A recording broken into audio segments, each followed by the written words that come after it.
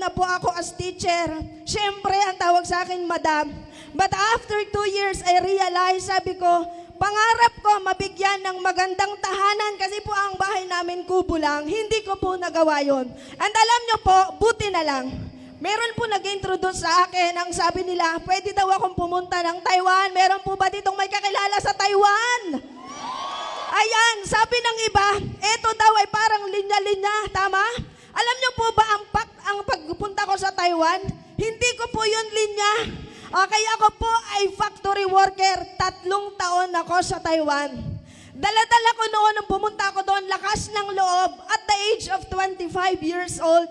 Para lang po sa family ko, katulad ng marami dito, alam ko, ang pag-abroad, tama, hindi natin linya, pero kailangan nating gawin para sa pamilya natin. At yun din po ang mindset ko noon. Akala ng iba kapag nag-abroad, napakarami nating pera. Totoo talaga yon. Pag sumahod ka, I'm very excited. Why? Nung ako'y nasa Pilipinas, ang sahod ko po is 13,000. Okay naman. Sabi ko, maganda pala sa ibang bansa, 25,000. Pero ang tanong, magkanong natitira? And I realized, ganun po pala ang buhay sa ibang bansa. And I decided to do this business part-time. Alam nyo po, nung ginagawa ko to sa Taiwan, napakaswerte nyo. Why? Kasi po doon, noong panahon na yon, wala pang masyadong online, pero ngayon sobrang dali na lang. Inaral ko po yung negosyo. Ginawa ko po yung negosyo. Okay, bago po ako umuwi, kumita po ako ng 200,000 part-time. Baliw na ako noon. Okay, sabi ko sa mga kapatid ko, papatunayan ko sa inyo, totoo ang empowered consumerism, ang Alliance in Motion Global. Pag-uwi ko po ng Pilipinas, June. Okay? Alam nyo po, June, pagdating po ng April, birthday ko, I hit my first million. Grabe, no? Nung umakyat po ako sa stage na yan, yan po yung moment na alam ko na sobrang, alam nyo, alam ko excited din kayo. Okay? Yan po yung breakthrough ng buhay ko. Sabi ko sa mga kapatid ko, sa ate ko, punta tayo sa Mall of Asia Arena. Grabe po. Isa po yan sa, alam ko kapag ka na-hit mo yan, sobrang ma-appreciate mo. Sulit talaga. Lahat ng rejection ko, lahat ng iyak ko, lahat ng pagod ko nung ako'y nasa Taiwan, nung ako'y nag-go-offline, umuwi po ako alas 2 ng madaling araw, alas 3 ng madaling araw, alas 7, aalis na naman ako. Punta ako ng La Union, ng Baguio, ng Bicol. And congrats sa inyo kasi hindi mo na yan na-experience ngayon. Pwede ka na magpalaki ng network through Facebook. Tama ba? Okay, yan yung nakalupit ngayon.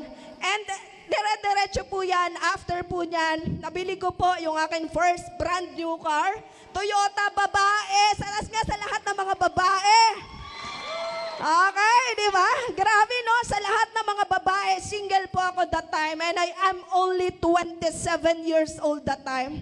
At feeling ko, nung nilabas ko yan, that is our first brand new car sa pamilya namin. Hindi po ako marunong mag-drive. Kaya ang nag-drive po niyan, yung kuya ko. Ang sabi niya sa akin, totoo ba yan? Sabi ko, oo, eto na. Totoo talaga yon. Hindi man naniniwala ang ate mo, ang kuya mo, ang asawa mo, ang partner mo, ang jowa mo, ang buong pamilya mo, dumire-diretso ka lang. Once na na-hit mo ang first million, every time na may achievement ka, nakatingin yan sa'yo.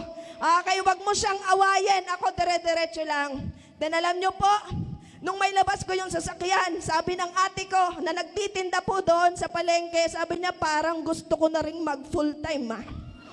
Okay, at nag-full-time po siya.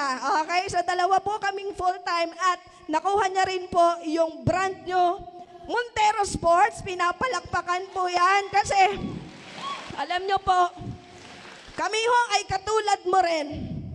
Nung ako'y nasa probinsya, hindi sumagi sa isip ko na kami ho'y magkakaroon ng ganito. Pero dito ho sa empowered consumerism, iba.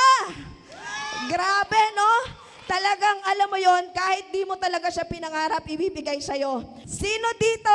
Okay, yung humahataw, para kanino ka ba? Bakit ka humahataw? Okay, lagi niyo pong isipin yan. Kasi ako, sa lahat ng dreamers dito, next po, ako po, lagi ko lang iniisip, noon, ang nanay at tatay ko, sa lahat ng ang nanay at tatay ay buhay pa.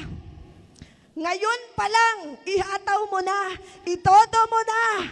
Okay, Okay, ngayon pong November, okay, punta po kami ng Boracay, kasama po yung nanay at tatay namin.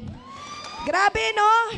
Kasi alam nyo po, yan po yung pwedeng maibigay po sa atin ng empowered consumerism ng negosyong ito. Kaya sa lahat po ng kabataan na nandito, sa lahat ng OFW, alam ko, nahihirapan ka rin minsan, nare-reject, nadi-discourage, tama?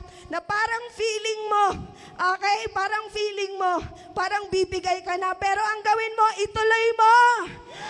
Sabi nga ni Upline Carlo, okay, magtuloy-tuloy ka lang. Thank you so much po.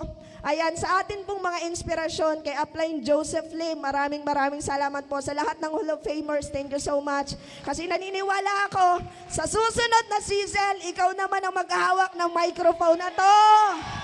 I-claim mo yan. Thank you so much. Thank you so much po. God bless everyone.